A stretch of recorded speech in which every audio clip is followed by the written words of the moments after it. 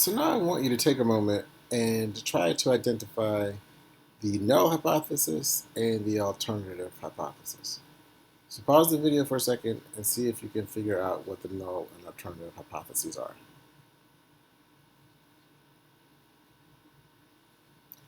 So our null hypothesis, again, the null saying that nothing's going to happen, would say that the mean for the no prep group would be the same as the mean for the prep group.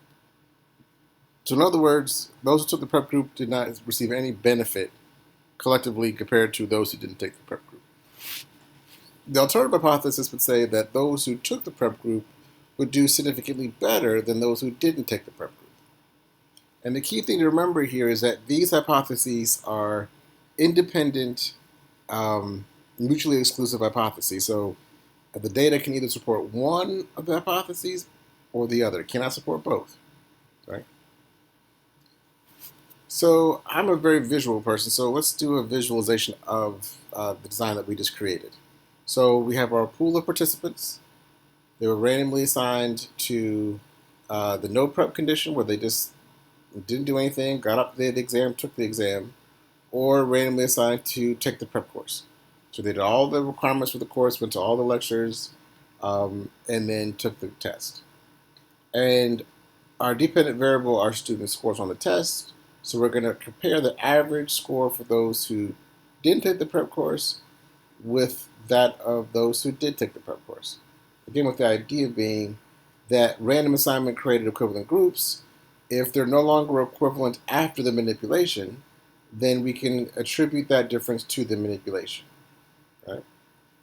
If there are no differences, then we can say that our manipulation did not have an impact on scores on the LSAT.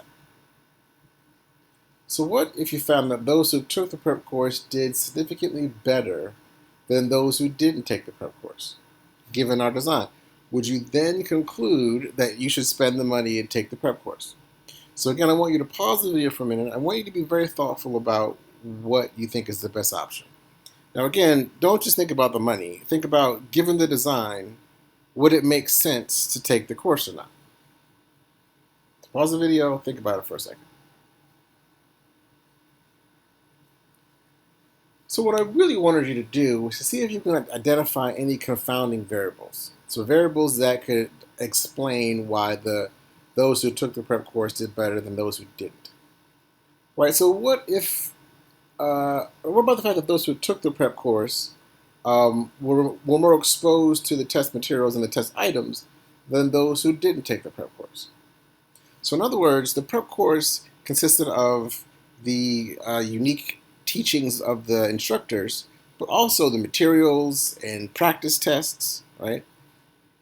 And the question now boils down to, do I need the specific information provided by the instructors, or can I just study the materials and do the practice tests on my own? Because if it's just doing it on my own, I can go buy a book for 20 bucks on Amazon and study on my own. And if that's the key component that leads to better scores, then I don't need to take the prep course. But if it's really about the unique educational experience and the teachings that are provided by taking the prep course, then I would then want to take the prep course. The problem is our design is not unable to disentangle those two possible outcomes. Is it due to the unique teachings, or is it due to just being exposed to the test materials? And as a result, we have a confound here. And when you have a confound in a design, what you want to try to do is redesign the study to address the confound, right? Because we want to know, is it due to being exposed to the test materials, or is it due to the unique teaching of the instructors? So if we want to tease apart that potential confound, what we would do is we would make it its own condition.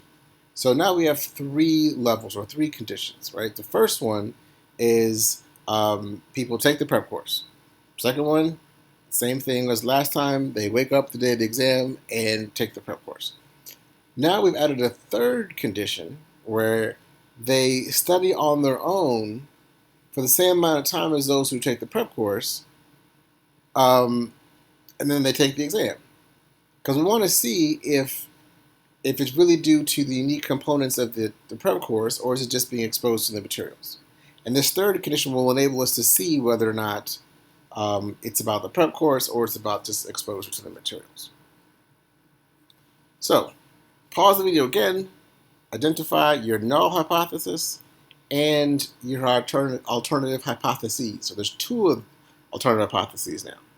All right, so pause the video, think about it, and then start the video.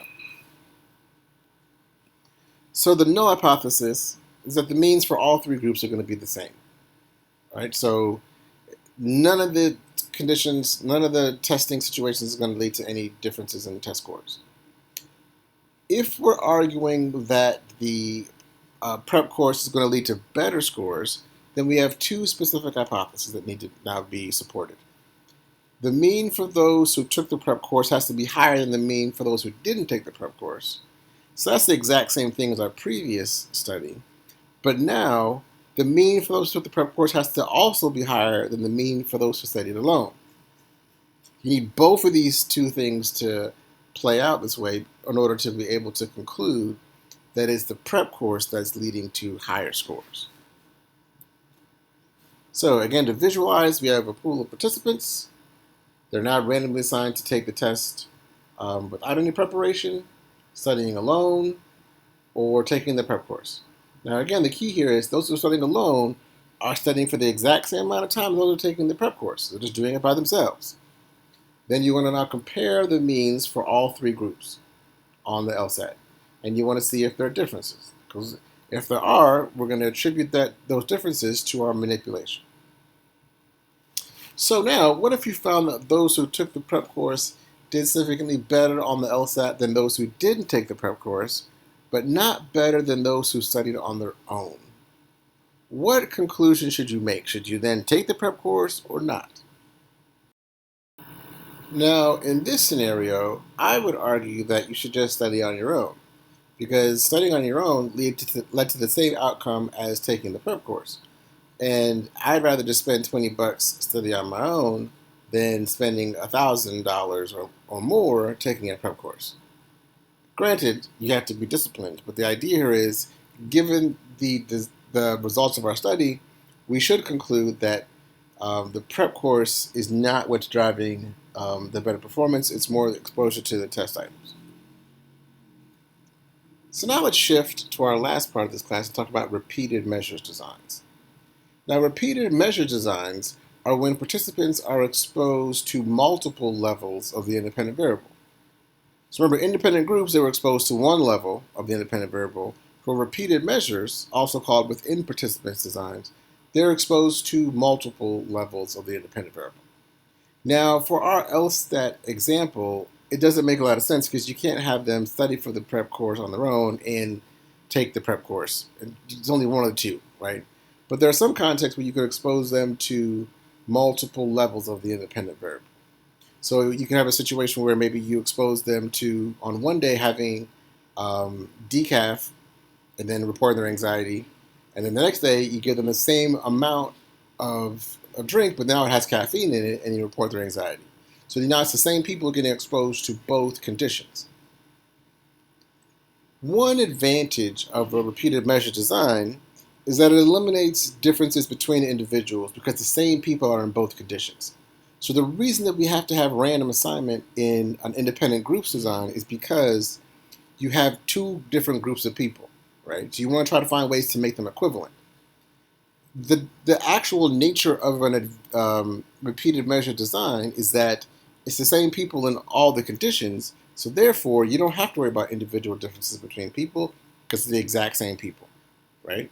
So that's one benefit. It eliminates a lot of error due to individual differences. The second now is that it requires half the number of people, right? So if we use the independent groups design, we might need 100 people in each condition, but for repeated measures, you have the same 100 people in both conditions. So therefore, you only need half the number of people. So that's definitely a benefit when using repeated measure designs. So while repeated measure designs have some advantages, most people don't use them because they also have some disadvantages. And the main disadvantage of a repeated measure design is that you can have what are called order effects. Because people are exposed to multiple levels of the independent variable, the exposure to the first level might impact their responses to when they're exposed to another level, right? And there are three different types of order effects. We have practice effects, fatigue effects, and contrast effects.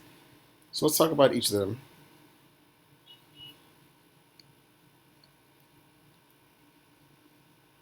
Practice effects are when people's performance improved when they're exposed to um, a variable more than once. So let's say I give you a test today and then give you tests next week. You might do better next week because now you've kind of had some experience with the test and you kind of know what to expect. Fatigue effects are when people do worse when they get exposed to the DV more than once. So maybe the second time you take the test, you're not really as motivated because, like, I already did this, I don't want to do it again, and you see decrements in performance, right? Or where you might get are contrast effects. So, like, when you're exposed to the second um, condition, you might be thinking back to your experience with the first one and be trying to compare the two, right? So, so for example, let's say in one condition you're asked to uh, give a judgment of a sentencing for someone who has committed, let's say, um, rape or serial rape, right, which is a terrible offense. The other one, you have somebody who was a serial pickpocketer in the second condition, right? If you get exposed in that particular order, you might feel like the pickpocket is not as bad of a crime because you're comparing it to like the serial rapist, which is horrible, right?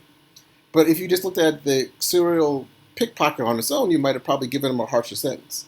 But because now people are contrasting it to their experience with the serial rapist, they're giving them a lighter sentence.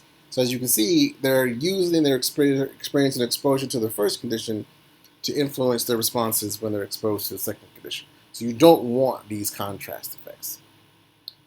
So there are two ways to to deal with these order effects, and one of them is called counterbalancing.